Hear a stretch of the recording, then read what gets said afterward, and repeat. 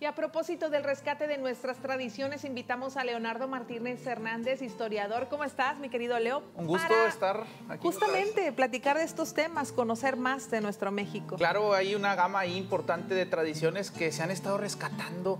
Estos altares de muertos que en épocas pasadas eran cosa del diablo para la gente del noreste y que a partir de los años 90 se empezó a institucionalizar. Nos platicaba el maestro Héctor Jaime Treviño de los primeros cronistas que rescata esta tradición para Nuevo León y fue un boom. Al primer año fue uno nada más en el Archivo General del Estado, al siguiente fueron 4 y al siguiente ya fueron más de 400. Entonces la tradición agarró fuerza y le gustó a la gente acá, ¿no? Obviamente con detalles norestenses, que turcos, que coyotas, que machacado con huevo, cosas que le agregábamos en aquel entonces muy norestenses, ¿no? De acá, de este lado del país. Del país. Y hoy vamos a platicar, Leo, para nuestros amigos acerca de las leyendas, acerca de tradiciones, de cómo se celebraba antes el Día de Muertos, los velorios. ¿Qué nos puedes compartir? Fíjate que es interesante saber cómo el velorio antiguamente era un formato muy distinto al actual, ¿no? Era un poco más de tristeza, obviamente, pero tenía su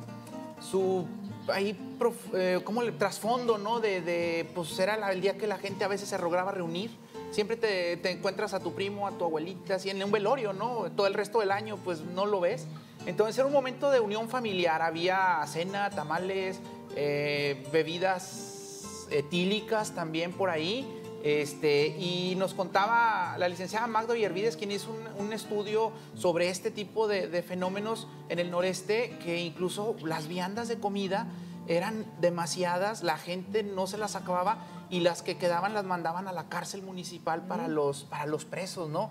Y bueno, nunca faltaba el oportunista, ¿no? Que de etiqueta, de frac, llegaba a los velorios a saludar, no conocía a nadie, ni nadie lo conocía, pero en medio del dolor y el llanto, pues bueno, pásale, estás en tu casa, daba el pésame a la viuda, al viudo, a la persona que le hubiera fallecido el familiar y éntrale a los tamales, éntrale al pulque, éntrale a todo, ¿no? Entonces, aprovechaba la vuelta, ¿no? Oye, Leo, yo te quiero preguntar, ¿por qué el color negro?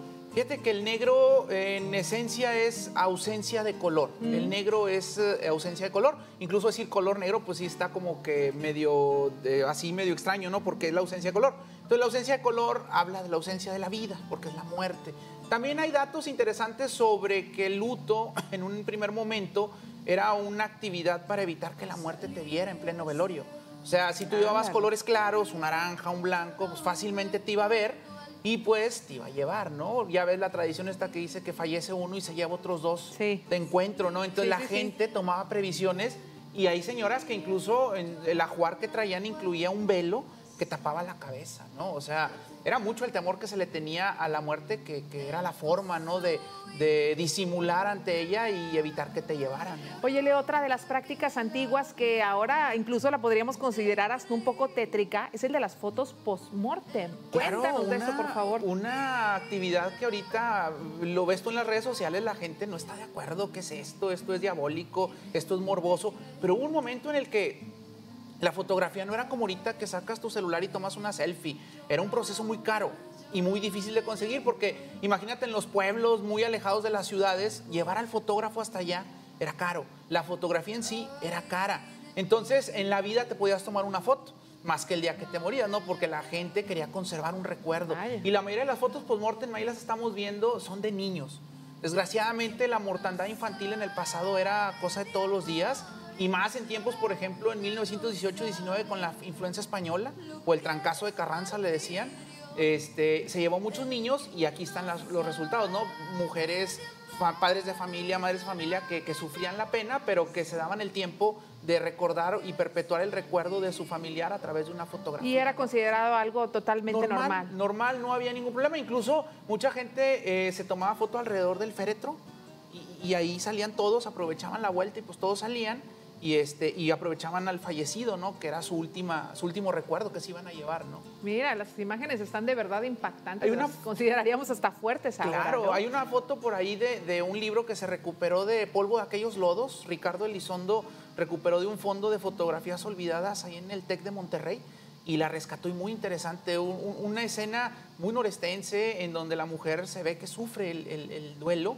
Y el hombre, pues a lo mejor también, pero tiene que aparentar, ¿no? Que es fuerte y y pues tiene que ser el pilar ahí de fuerza de la familia, ¿no? Oye, Leo, ya que estamos hablando que te viniste para acá, para el noreste, también es importante recordar las leyendas que existen aquí en el barrio antiguo. Hay varias, muchas, tú te las sabes todas. Hay por ahí varias leyendas muy interesantes bueno, Monterrey siempre se ha dicho que es un lugar muy serio, muy tranquilo. No, hay leyendas. En el barrio antiguo tenemos la leyenda, por ejemplo, del senador que ya no regresó, Pedro Agustín Ballesteros. Él era senador, pero fue también presidente del Tribunal Superior de Justicia, también fue alcalde de Monterrey. Y en uno de sus viajes a la Ciudad de México lo pescó la flaca y se lo llevó. Ya no regresó.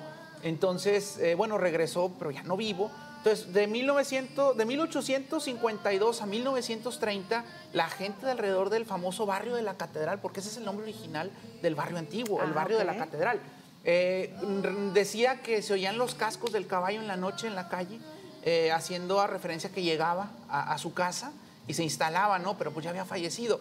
Y siempre las leyendas pegan más en frío.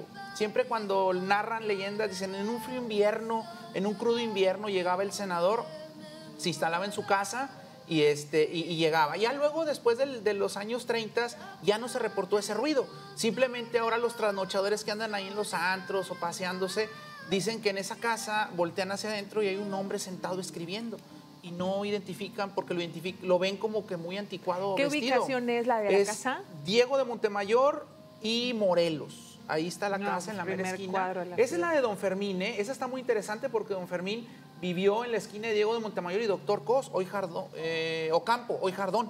Entonces ahí se dice que Don Fermín falleció de causas naturales y que el velorio se llevaba a cabo al estilo norestense, gente, ruido, música, el cuerpo del difunto en la casa. El cuerpo del difunto ahí tendido sobre una base de madera, en la cual una jauría de perros subió por la calle Diego de Montemayor, o antiguamente llamada calle de la Presa, se meten al velorio, tumban al fallecido y se lo llevan por todo Jardón hacia el río Santa Catarina.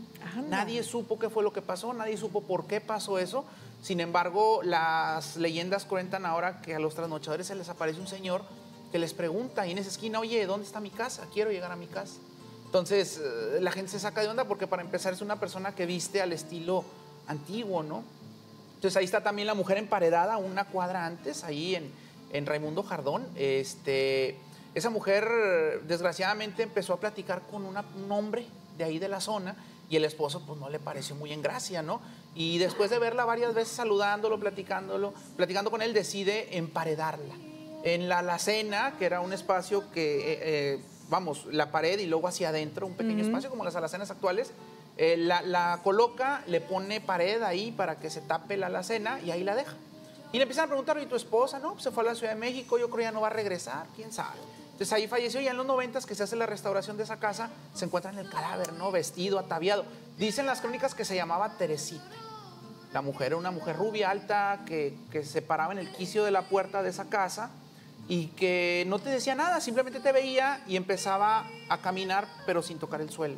Igual, rumbo al río. No sé qué tenga el río, todos van para allá después de muertos.